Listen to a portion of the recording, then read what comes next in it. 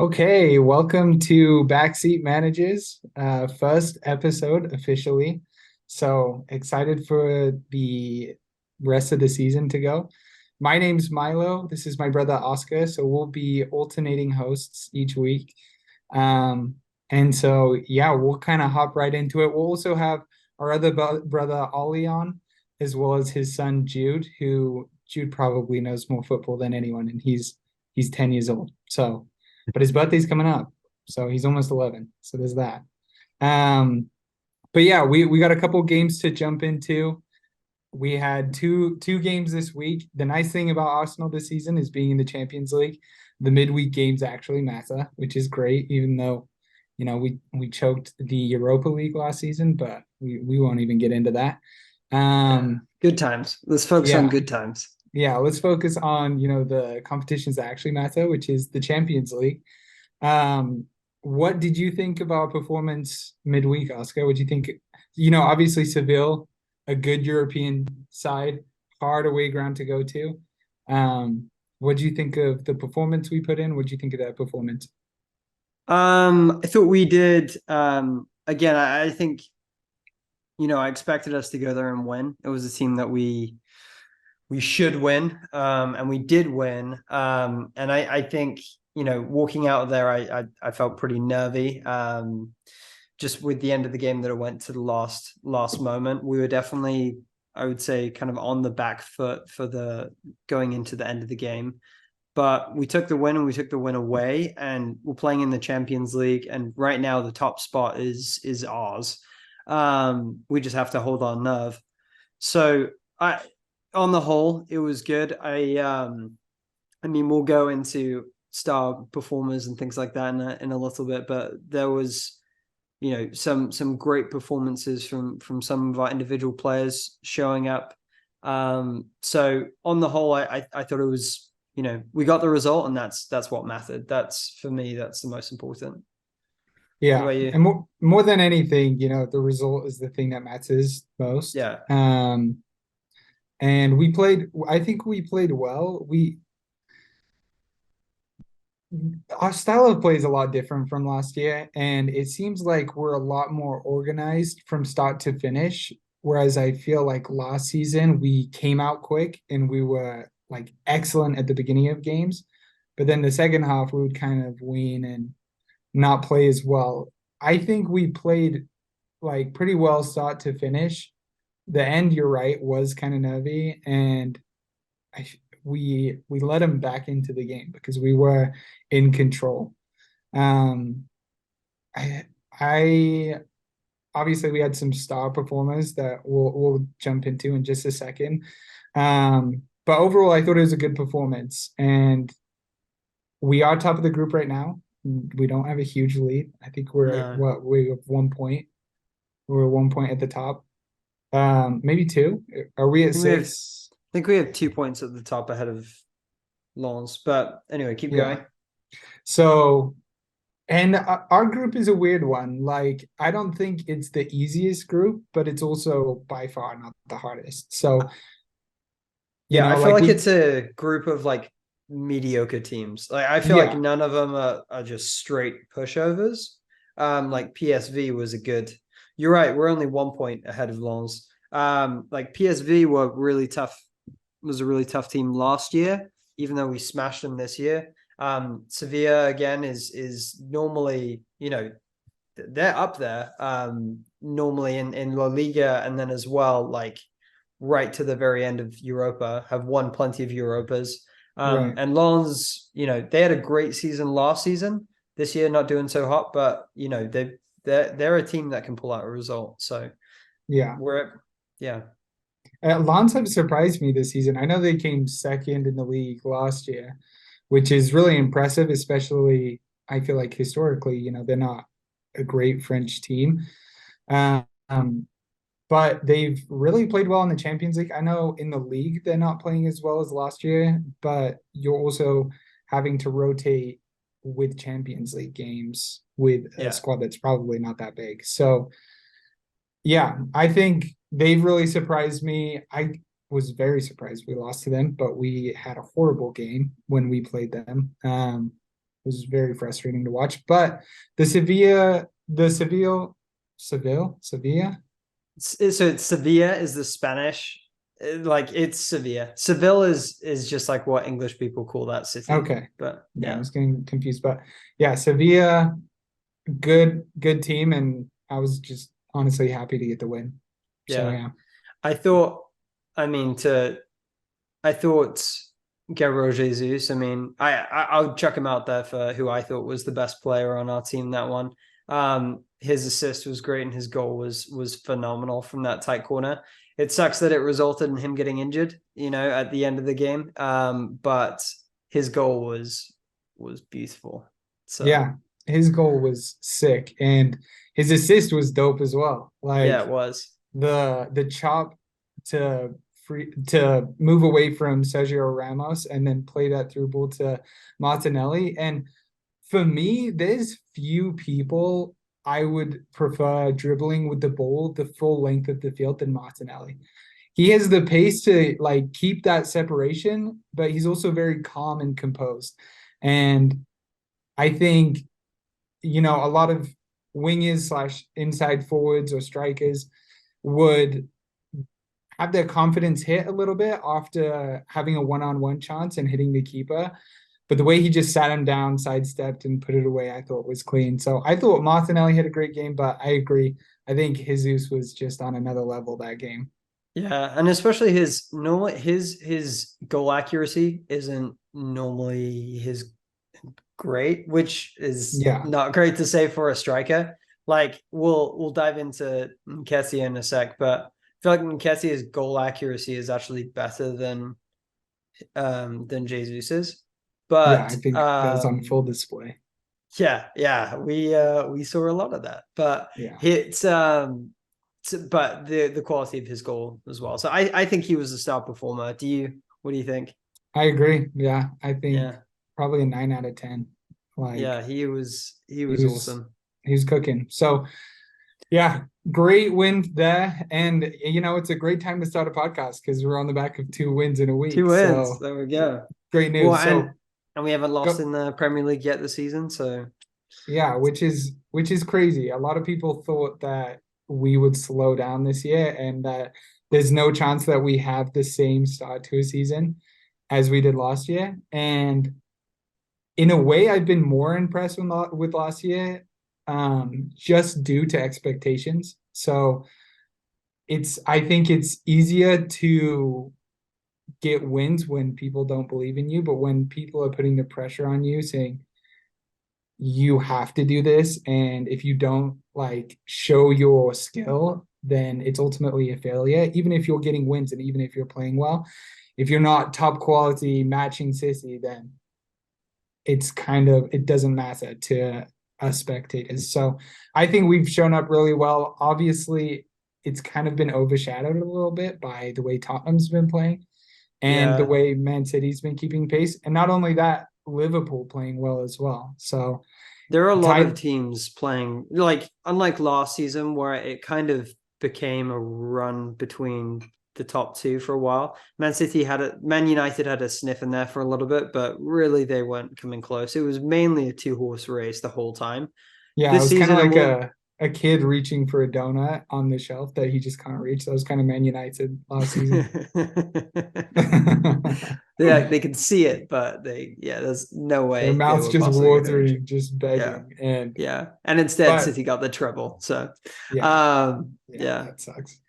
Wish But I we think wish we could have gotten one of those trophies, but yeah. That hopefully it'll donut, come this season. we're also the person that didn't get the Yeah, donut. But yeah, I can't talk much. but But this yeah, is an I think Arsenal this podcast, so yeah, exactly. But I think this season it'll be interesting how it progresses. But I think all of the people who are currently in the top four, and there's people outside as well, that I think this is going to be a good, very interesting season with a lot of jostling for positions. But yeah, it's crazy. I agree. So jumping into the next game, which was a pleasure to Sheffield. watch. Yeah. Even Um, though it was Sheffield, but like I know, yeah, but it still is like 3 points, and it's not just a 3 points. It was a decisive 3 points. And Yeah. it's not often, I feel like, Arsenal decisively wins. I feel like normally we'll win and we'll consistently win, but barely. Are you talking And this season or this season and last season? this season and last season, like last season, I don't remember getting. I don't think we beat any teams No, five we did. 0 I did Or we? maybe not 5-0. I remember a 4-0. Um, I feel like Okay, we have. I feel like we had. There was I a think couple, and I we can't we remember. And I know we beat. I think we beat Everton for one of the times, and we lost them the other time, I think. But a 5-0 is just that's decimation, and as yeah, well, like the fact it was coming from players that are fringe players, really. I all think, five. Yeah, yeah, right, no, yeah. that's a great point. Not a So single one. And I yeah, you're right. I think you would say our starting lineup. Obviously, Tomiyasu's been really good for us lately, but traditionally and like for Arteta, you would say Zinchenko starts in his place. You would say Odegaard or Saka, depending on where he plays him. um yeah, Odegaard, or if you want to play him as a number 8, then you would say Havertz would probably start over him, or Partey and Rice. We haven't seen that yet, but Partey's just really injury prone. And then obviously Gabriel Jesus is usually playing in Nketiah's spot. So that's some good squad depth. 5 goals from players that are typically on the bench is really impressive. And you got to I credit Arteta a little bit. Yeah, I saw that we have, I think it was 11 individual goal scorers so far this season. So 11 players that have chipped That's in with a crazy. goal or more, which I doubt there's any other team. I don't know, but I doubt there's any other team that has that many. I I think, mean, Newcastle scored 8. And so I feel like yeah, maybe. and I'm pretty sure, like, I think almost, I think, and I could be wrong. I feel all of those goals were from different plays in the same game. Yeah, So that's that's weird too. crazy. But it was a phenomenal performance. I think I mean, you gotta, yeah, it's Nketiah. It was, you gotta give him as the best player on there. Who was, in your opinion, I know we won. It was a great team performance. Who was the worst person on the pitch in your performance in wearing a red shirt? You know what? I'm gonna pull up the match ratings. Um, I have I think the two, hard thing is, and I they're think it's been harsh. easy for us the past couple games because it's been Raya, but Raya didn't have anything to do, like really nothing. No, yeah, and you can't really praise him either. He had some good kicks, but you can't really praise him either because he didn't do anything. Like he just sat back on. But I would say, in my opinion, and I think I would either say, not to dogpile on him. I know Arsenal fans dogpile, but Havertz or I would say Smith Rowe. And I would put this under the banner. I thought everybody had a good game. They were the only two players I felt like really went missing for a big portion of the game, or just weren't really hustling around the pitch. They were kind of taking their sweet time. The rest of them I felt like were very much involved with all the plays. What do you think? I would agree. I'd say Saka also didn't really have much of an impact that game as well. Yeah. But I at least he brings energy and he's willing to take players on. It's so frustrating because I love Smith Rowe so much. And Well, he's we he's like he's such a good player and technically he's such a good finisher, but he's just not meant for the midfield. He just it's so annoying though because I feel like it frustrates me so much because I'm you know standing there saying Arteta chuck him in, like get him in, give him minutes, and then he's given him minutes the last recently, and he's kind of like strolled around the pitch, and you're like, what are you doing? yeah. This is your moment, run for it. And he hasn't been, so that's he got an assist, but he really just like gave the ball away to Nketiah, and Nketiah did 99% of the work, but he got an Yeah. assist for his troubles. But Yeah, the one that he assisted was an absolute rip from Nketiah. Like that's got yeah. to be Nketiah's best goal that he's ever scored. Yeah. Well, I feel like I mean, all the goals were good. I feel like they just got better. And that Yeah, last one, I was like, you have something in your Cheerios in the morning, because he was yeah, just on one that day. So it was cool. And it yeah, was also cool that I like that he kind of grabbed his shirt and he pointed to the ground like, this is where I'm staying. Because he's a good striker. He is a good striker. He's not phenomenal. He's not right. world class. But he's a good striker. And so there is, some debate, is he going to stick around? And I think he absolutely loves the Emirates, absolutely loves Arsenal. And I think he's great to have as a member of the squad. Still not convinced, unfortunately, as coming off the back of a hat trick, but You as don't think five? What does he have? 5 goals this season?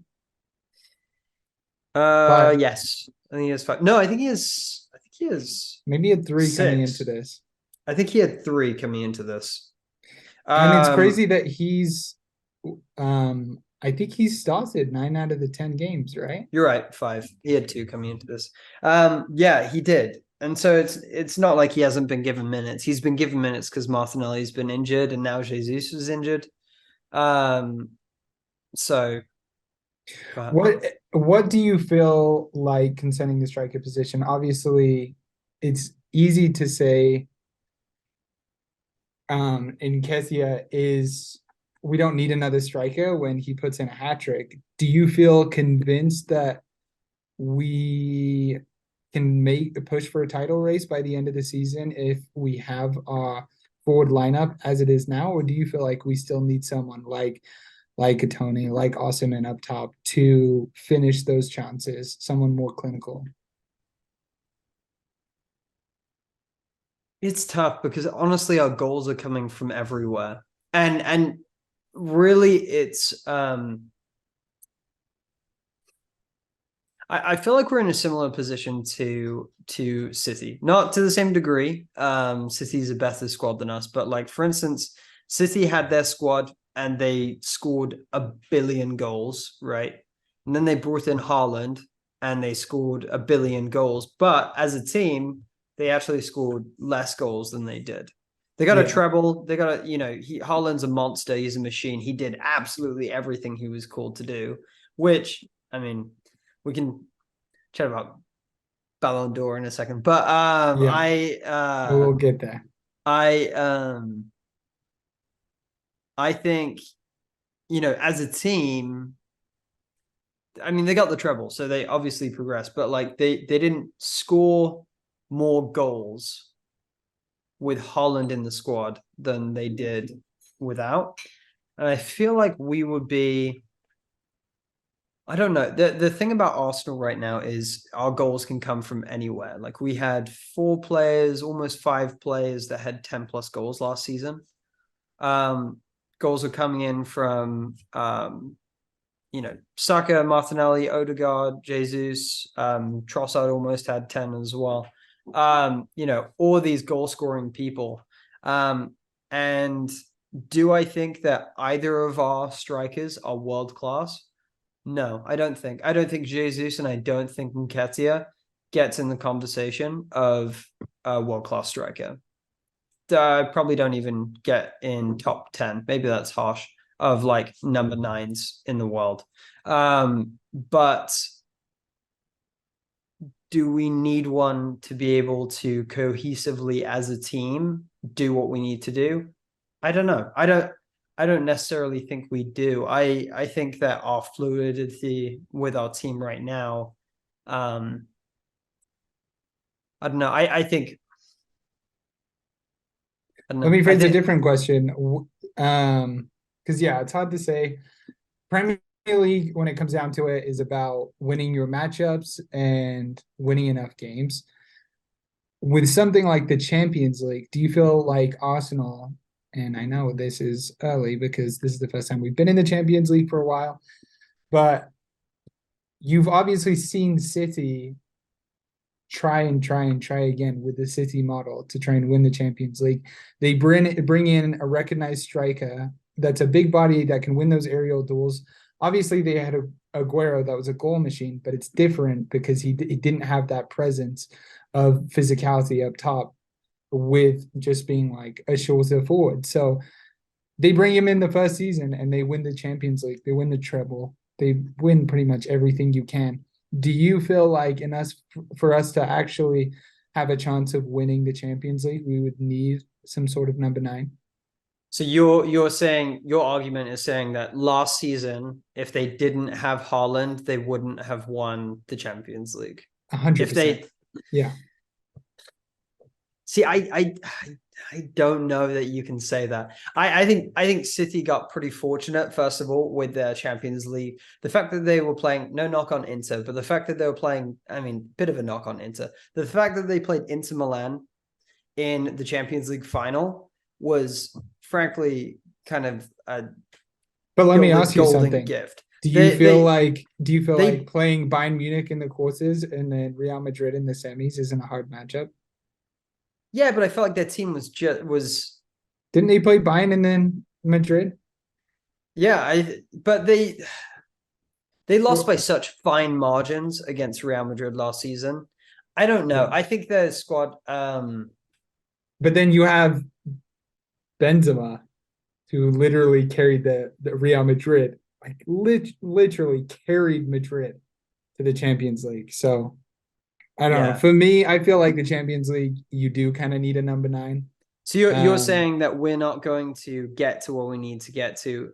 Basically, if we had someone like Ivan Toney running up as a number 9, so pushing out Gabriel Jesus and Nketiah to the bench, have Ivan Toney running along the midfield, we will get further in the Champions League. Is that what you're saying? Yes. Essentially what I'm saying, and Toney is unproven in the Champions League. Osimhen, to a degree, hasn't shown up in the Champions League. So I would say having a number 9 that shows up in the big games would give us a chance of winning the Champions League. I feel like as our squad is set up right now. Obviously it does, but like I'm saying that our squad set up right now, I don't think we would. Because we have too many players that can go missing if they have a hard matchup. But feel like that's what I'm saying. I don't think our squad is good enough to win the Champions League. And I wouldn't say that chucking Ivan Toney in as the number 9 instead of Gabriel Jesus is a fix, in the same way that like Man City's full roster, they didn't have holes, I would say. Like they really didn't have holes. I would say that we have a very good squad, and I think it's very good, but I think we have definite weaknesses in other areas as well. Like we have been able to show we've scored more goals. I think we've scored more goals than City so far this season. We have the joint highest goal difference this season. Our goals are going in. That's not an issue. We've scored we have scored one more goal than City, and we have the same goal difference. So they've conceded one less, and we've scored one more. Exactly. So we're not having a problem getting balls in the back of the net this season with where our squad's at, right? I would say different places that we really struggle. I would say left back is somewhere where we have a weakness. I don't think, unfortunately, that Zinch is strong enough as a defender, and sometimes we just get overran on that side. Do you feel like Tomiyasu isn't good enough going forward? Maybe he might be. This is him. I don't know. Well, Tommy he gets injured so often. It's hard to really see what he long-term brings to a team. Maybe he's the answer. Maybe. I think as well that Havertz is not a good enough Xhaka replacement. Yeah. As of right now. I think we're weaker. Hole. I think we're weaker as a squad. I think and maybe he can be. maybe he'll grow into that role. But I think we are weaker in the midfield and at left back than we are up front, I would say. No, good points. And I think those are some good points. In the sake of time, I'm gonna move it on to the next segment. Yeah, go on.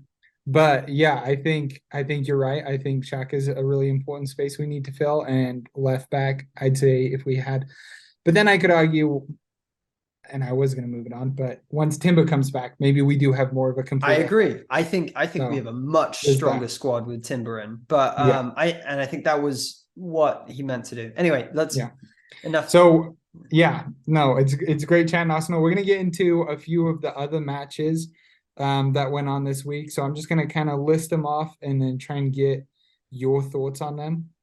So starting with Tottenham 2, Crystal Palace 1. So do you want to go through all of them, or do you just want to go through I'm going to go through mostly the top 6 and okay. And just we'll go quickly. One thing that's off of the top 6, I think we should also chat about the Burnley Bournemouth matchup, because that actually was one of the biggest matchups over the weekend, because those two, even though we're 9 games in, that was a huge fight at the bottom of the table. Billing scored a screamer.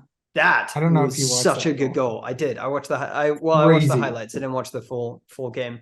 And honestly, that VAR call at the very end was as marginal could be. It was like half an inch went from drawing the game to losing the game. Yeah. And that could, Burnley, I very much think those 4 of those 3 teams that are sitting there at the bottom of the table right now. So Bournemouth, Luton, Burnley, and Sheffield. Sheffield, in my mind, is already relegated. They're terrible. But they're already. They might go down in history as the worst team to ever play in the They have the worst record so far. Yeah, so they broke their own record for like the worst out. But I think that game was huge. And could ultimately prove the difference with who gets dropped. So just outside the top 6, I think that one gets noted. Tottenham, they're just on fire. You gotta give Ange his flowers. He's been exceptional, and I think they've been waiting for a progressive manager, and he's really gotten a great tune out of the plays. And then what do you think about the Chelsea Brentford game? I just think it's hilarious. I think it's hilarious too. That's enough said. I think it's really funny. I'm so glad they scored another goal at the end of the game. It's just the cherry on top. That was funny. We saw it last week. And they don't even have Chelsea. Tony. They have a good squad. They don't have Tony, which I hope he plays for us. But they played a really good game against us, and you just kind of saw I want to say immaturity of the team towards the end. And then at the end of the game, like, I know it's the end of the match, Robert Sanchez is coming up, but I don't know. I just think it was poor. And you have to, you got to feel a little bit for Poch, I like Pochettino. I think the Chelsea situation is a mess. I think Todd Bowley is a fraud of a person, just coming in thinking he can just throw money and just anyway. I think it's crazy, but anyway, keep going. And then moving on to, I'm not going to spend too much time on this, but Newcastle Wolves 2-2. Wolves they started off really poor, but they've had a couple really top performances against the bigger sides. So that's been really impressive to me. Liverpool Forest. Liverpool's attack is ruthless, honestly. Yeah. They've been freaking me out. They've been doing really, really well this season. I think, as I said, I think there's going to be heavy competition. I think the title could go any way this season. Yeah. And honestly, like, I know there was huge shouts of them needing a DM, but their midfield looks great. Gravenberch has looked quality the past couple games. Szoboszlai is A monster. Is a machine. He really is. And I want to put Odegaard over anyone, but this season he's outperformed Odegaard. Oh yeah, well Odegaard's also underperformed. So yeah. And then we'll move on to the game that we probably wish it ended in a draw, but it's always nice to see Man United get spanked, especially considering almost all of our extended family are Man United fans. Yeah, it's always great to see him get cooked. But it wasn't even close. And that's with Onana making some phenomenal saves. Yeah. Like it could have been. Which you can't say that often. So yeah, you can't. But back-to-back games, he's made a big effort. There was one where it was like kind of coming at him and he like palmed it. I feel like his hands are just tiny or something, because like he blocks the ball and it goes straight up in the air, like 5 feet in front of him. And then he makes a good second save where Haaland's like right on him. And then Maguire manages to just kick it out. But yeah, poor performance from United. I think they are in a world of trouble. I don't see them hopping in top 4. Don't see Chelsea hopping in top 4. I think top 4 will look in a different order, but yeah, I don't see any of them slipping in. Awesome. And then that pretty much rounds up the top 6.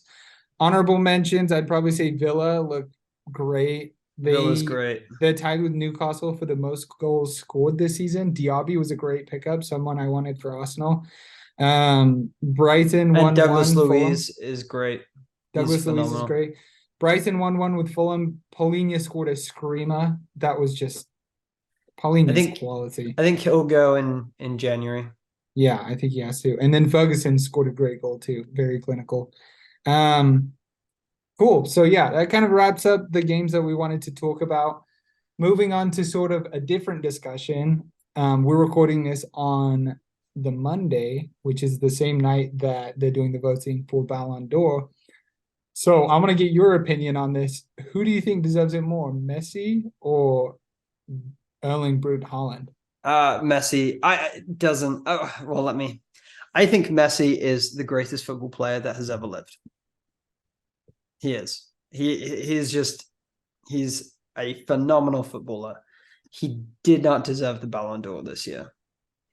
I think,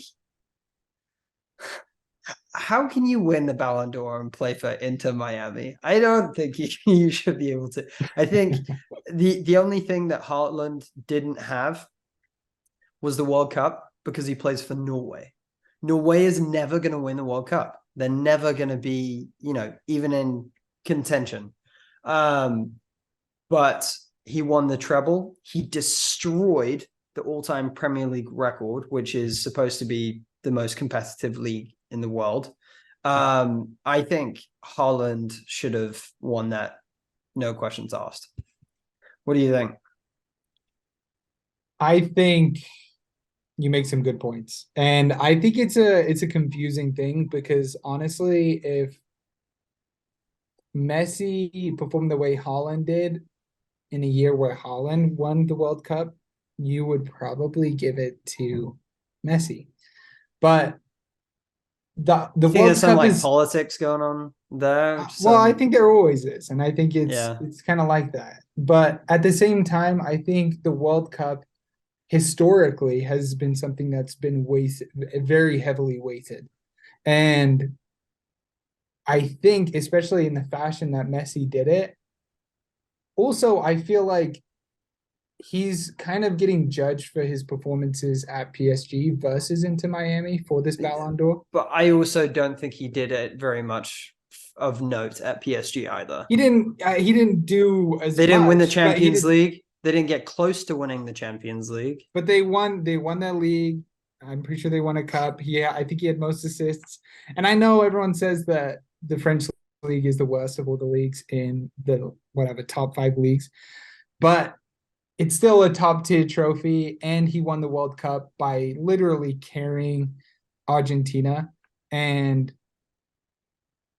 the storyline's gonna give it to him, but I think he deserves it. And I think historically, because you think about it, the World Cup's only once every 4 years, and Holland could win the next three Champions Leagues. So I think trophy wise, what Holland did was more impressive, but I think in the context of storytelling and also how historically the World Cup's been wasted, I feel like it should kind of go to Messi. And then again, it's just another trophy in his locker that just kind of locks up that GOAT debate. Does he not have enough? I was He's happy got for him because crazy amounts. I hate Ronaldo, but See, I but don't yeah, mind Ronaldo, and yeah, I feel bad for him honestly because I feel like this I GOAT don't. conversation's gotten away from him, you know. Yeah, yeah.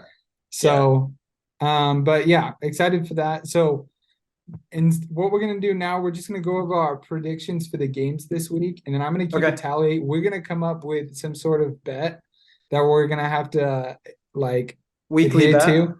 Okay. Yeah.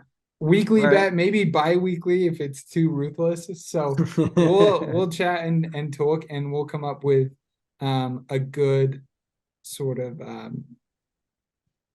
penalty or what's it called? Like result. I can't Yeah. think of the word, but you know what I'm trying to No. say. Yeah, we'll get it. So first match, Fulham United. What do you think? I think 2-1 United.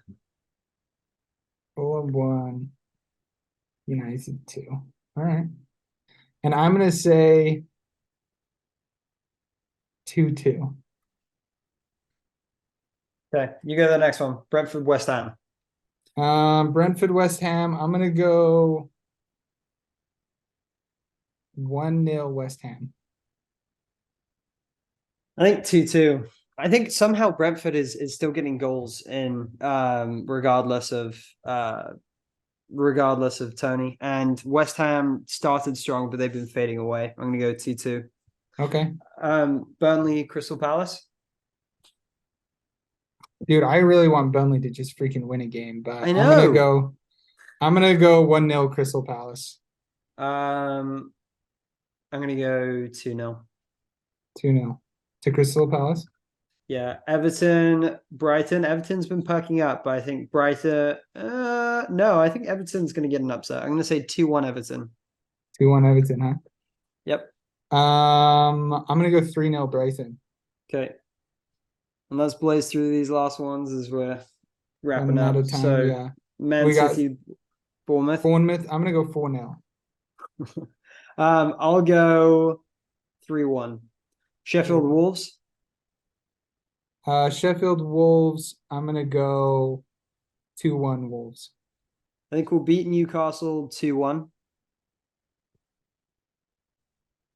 And then you think we'll beat Newcastle 2-1? I'm gonna say Arsenal 2-1. I actually agree with you on that. Okay. Aston Villa 3-0, Nottingham Forest. I'm gonna go 2-1 Aston Okay. Villa. And And then I then think Liverpool 3-1. I'll go 2-1. Okay. Well, Sounds good. it's been And then Tottenham Chelsea 2-2 draw. 2-2 draw. I'm gonna go 2-1 Chelsea. But yeah, I'll wrap it up. Thanks for tuning in. We'll see you guys next week, and we'll come up with a bet. But yeah, thank you so much, and peace. Yeah, good chatting. See ya.